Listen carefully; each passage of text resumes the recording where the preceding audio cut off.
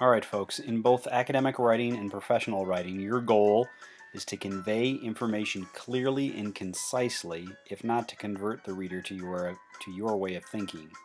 Transitions, which is what we're going to talk about today, help you to achieve these goals by establishing logical connections between sentences, paragraphs, and sections of your paper. They are incredibly important. In other words, transitions tell readers what to do with the information you present them. Whether single words, quick phrases, or full sentences, they function as signs or bridges for readers that tell them how to think about, organize, and react to old and new ideas as they read through what you have written.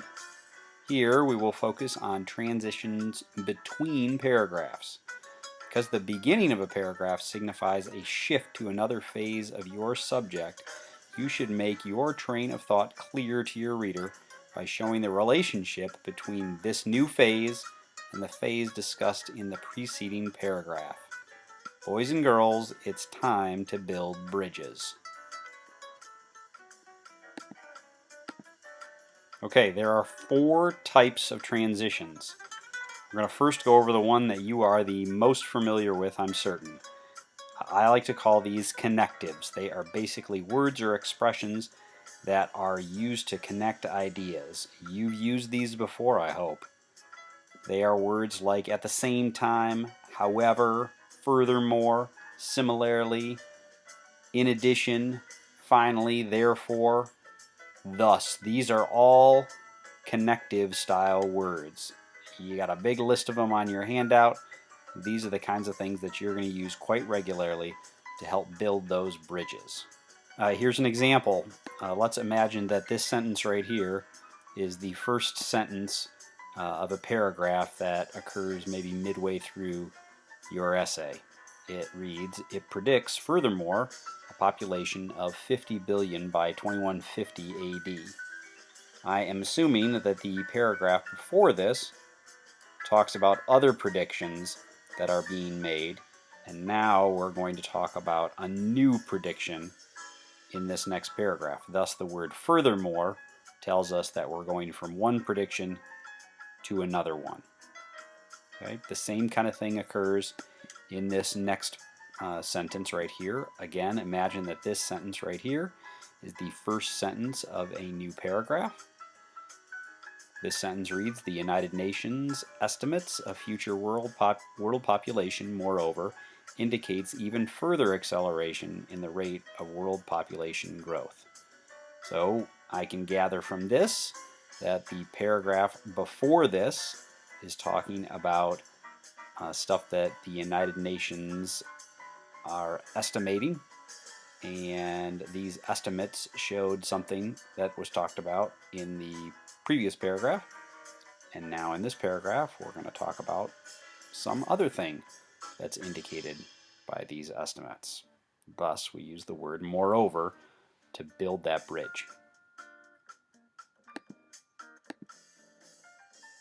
Okay, here's another transition device. This one is the use of pronouns as transitional devices. The use of these words carries the reader, that's a the reader back to their antecedents, helping them bridge the gap between two paragraphs. All pronouns, as you should know, have antecedents. So if I talk about she, clearly I have told you who she was earlier in my discussion with you, or earlier in my paper. Therefore, they make natural bridges.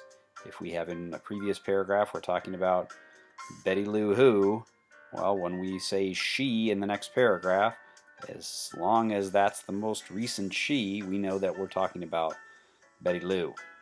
Okay, so all these pronouns can be used to help build those bridges. If you look at an example here, again, let's assume that this sentence is the beginning of a paragraph. This paragraph says, at the beginning of this paragraph, it says, "And that's not all. Nose pickers cause all sorts of harm to those whom they come in contact with." So what this is doing here, it's bridging this gap. In a previous paragraph, it's telling us about something that nose pickers cause, And that one thing that's being talked about, the connection is made with the word that. What that is, was talked about in the previous paragraph. Simple use of a pronoun here that refers to the paragraph before it. Okay, same thing here. Assuming this is the first sentence of a paragraph, we've got a day or so later, they noticed that a number of rather valuable objects were missing. If this has been done correctly, who the they actually are is being talked about in the paragraph that occurs right before it. So the connection is made with a simple pronoun because the pronoun has to have an antecedent somewhere before it. In this situation, it would be in the paragraph before it. Connection made, bridge built.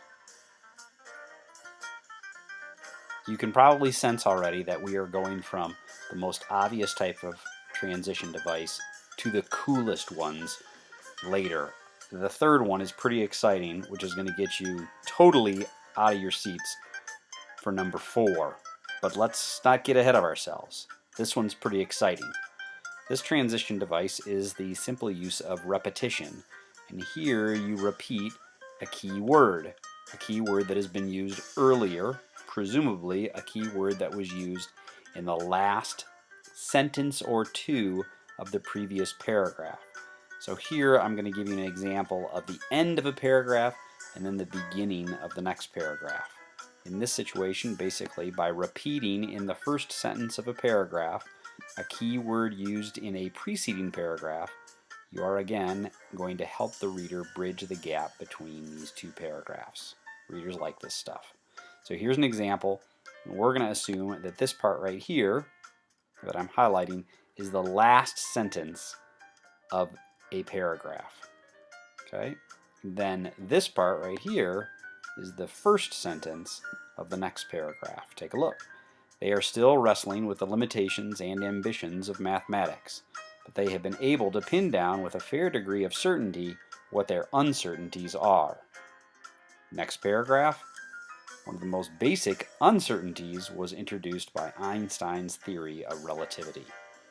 This connection right here, just by repeating a word that was used in the last sentence in the previous paragraph, helps to bridge the gap between these two paragraphs. That is cool. This takes a little bit of some thought on your part about how you're going to end paragraphs so you can make the connection in the previous or in the following paragraph. Pretty neat. Okay, big drum roll. Here's the last one. Here it comes. Here it comes. Wait for it. Wait for it. Okay, this last one is, I think, probably the most sophisticated of the transition devices. It's what's called a direct reference. Whereas the previous one, you're repeating a word from one paragraph to the next to bridge that gap. Here, you're not repeating a word, you're instead making reference to something that was talked about in the preceding paragraph. Okay? So a preceding idea may be referred to directly, often in summary form. Okay? So here is an example. This is one of the last lines, or the last line of a paragraph. It reads, "This congressional committee literally worked itself out of existence by accomplishing efficiently the job for which it had been appointed." The first sentence of the next paragraph reads, "How this committee accomplished its job so efficiently makes an interesting story." So here we are going to directly refer to the committee, this committee. Which one? The one that was talked about in the previous paragraph.